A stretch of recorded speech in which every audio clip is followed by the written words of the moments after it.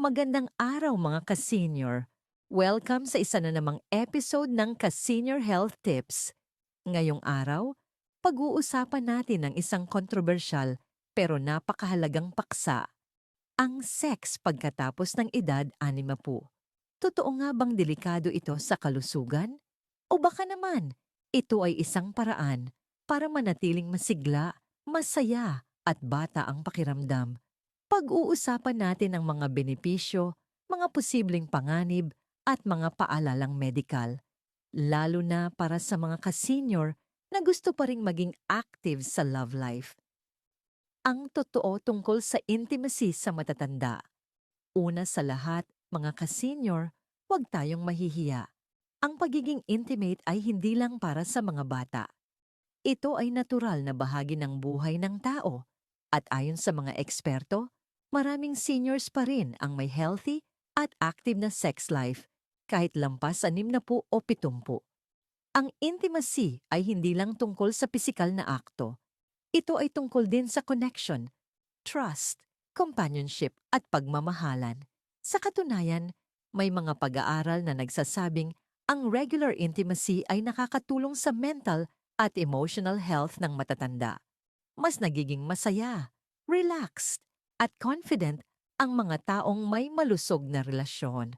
Nakakababa rin ito ng stress hormones at nakakatulong sa release ng endorphins o happy hormones na nagpapabuti ng mood, mga posibleng benepisyo sa kalusugan.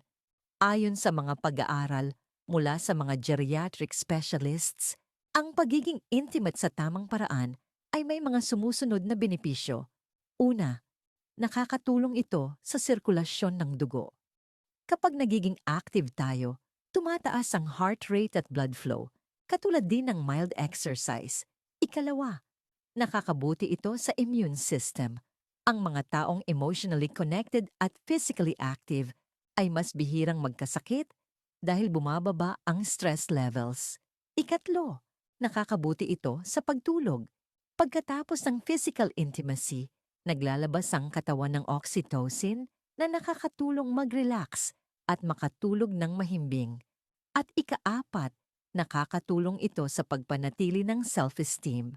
Para sa maraming seniors, ang pakiramdam na mahal ka at gusto ka pa rin ay nagbibigay ng confidence at sigla sa araw-araw. Pero may mga dapat ingatan.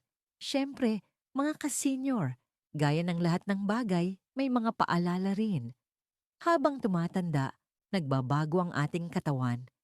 Kaya kailangan nating maging maingat. Una, kung may sakit sa puso, high blood pressure, o diabetes, mainam na kumonsulta muna sa doktor bago maging physically active sa ganitong paraan. Bakit? Dahil ang sex ay isang uri rin ng physical exertion, parang pag-akyat ng hagdan o paglalakad ng mabilis. Kung may problema sa puso, maaring tumaas ang heart rate ng biglaan.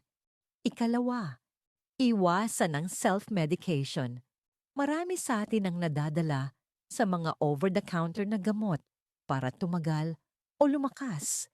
Pero tandaan, hindi lahat safe para sa senior bodies. May mga pampagana o pampatigas na may side effects sa blood pressure at kidney function. Ikatlo, huwag kalimutang mag-practice ng hygiene at safety. Totoo, kahit seniors na, may risk pa rin ng infection kung hindi maingat. Walang edad ang kalinisan at pag-iingat. At ikaapat, pakinggan ang katawan mo.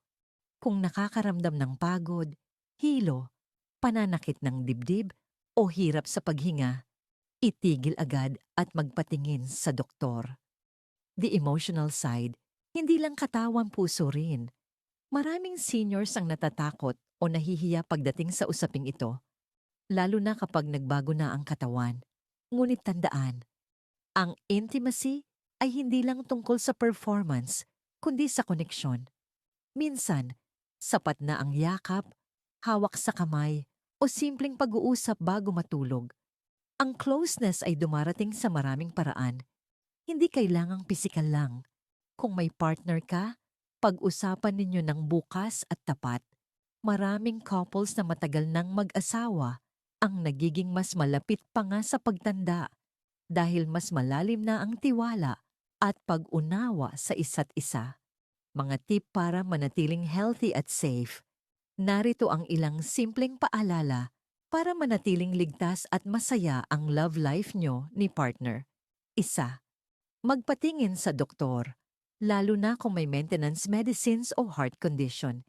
Ikalawa, kumain ng balance, lalo na ng mga pagkaing may zinc, potassium at magnesium na nakakatulong sa circulation. Third, uminom ng tubig. Hydration ay importante sa energy at kalusugan. Apat, mag-ehersisyo. Kahit simpleng stretching o paglalakad araw-araw ay malaking tulong. Panglima, mag-usapan ng feelings. Emotional intimacy ang susi sa physical closeness. Paalala, mga ka-senior, paalala lang po, ang lahat ng impormasyong ito ay para sa pangkalahatang kaalaman lamang. Hindi ito kapalit ng payong medikal mula sa inyong doktor. Kung may iniinom kayong gamot o may iniindang sakit, kumonsulta muna sa inyong healthcare provider bago subukan ang anumang uri ng physical activity o intimacy. Mga ka-senior, sana ay may natutunan kayo sa ating usapan ngayon. Tandaan, ang pagiging masigla ay hindi nasusukat sa edad. Hanggat may pagmamahal, pag-aalaga at pagrespeto sa isa't isa, ang forever ay posible. Kahit lampas 60 na. Kung nagustuhan ninyo ang video na ito, huwag kalimutang mag-like, share at subscribe sa Ka-Senior Health Tips. I-share na rin ito sa inyong mga pamilya at kaibigan. Baka makatulong din sa kanila ang ating mga paalala. Hanggang sa muli, mga ka-senior, ingat po tayo lagi at God bless.